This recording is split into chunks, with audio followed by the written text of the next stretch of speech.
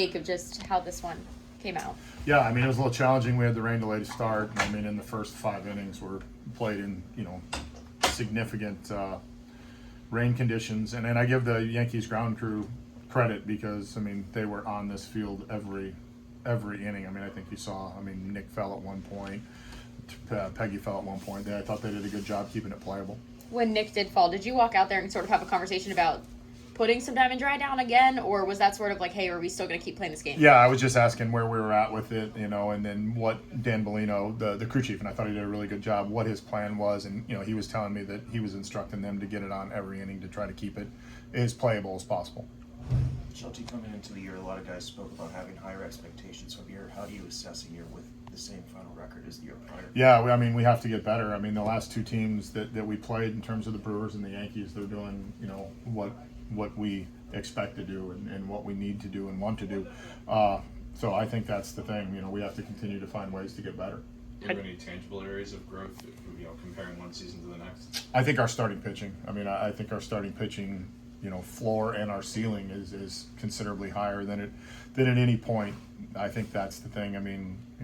You look at the year Brian Reynolds has, the fact that we moved Cruzy to center and how the transition was today, even the one play made today, was good. So we were, think about the last 2 or 3 weeks, we were able to get a pretty good look at our young kids. And I think one of the things that I'm proud of is, it can be daunting to come into Yankee Stadium as a rookie, and some of these guys with less than 50 at-bats, playing the best team in the American League. And we came in here, took 2 or 3. We played them competitive today.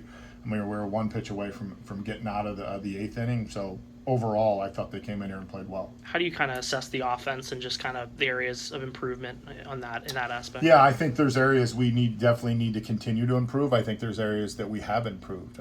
Specifically, you look at, and Noah's talked about it a lot, but you go June 1st on from O'Neill Cruz left on left. That's significant. That's definitely improvement.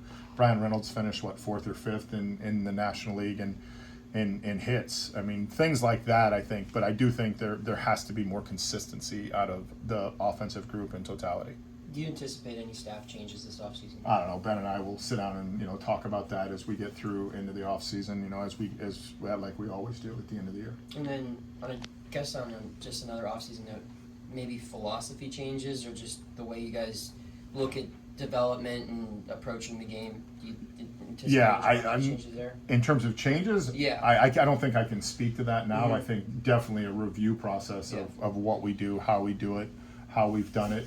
I think we will definitely, as we do every year, sit down and review, what's going on, how we're doing about it, and definitely look at that. Because, we need to make adjustments in certain areas. So we will definitely take a hard look at that. Do you feel like you have guys in this room that, can help you guys make improvements towards 2025 and kind of build on what you guys were able to do this year? Yeah, 100%. And I think we saw that, and I think it's why, going back to even the O'Neill point, why we needed to move O'Neill to center field. We got IKF at short. We got Nick at short. We moved Tree around to first. We were able to do different things over the last month and got a good look. We got York, Cook both in the big leagues. We got Peggy in the big league.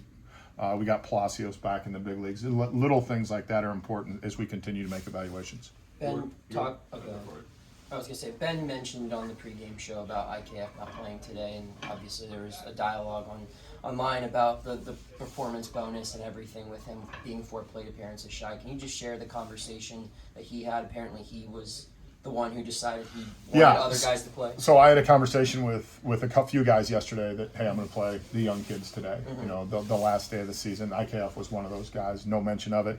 Today, when I did find out about that situation, I just called him in and said, hey, you're this close. Be more than happy to adjust the lineup. And I think that speaks to the leader that he is. He said no.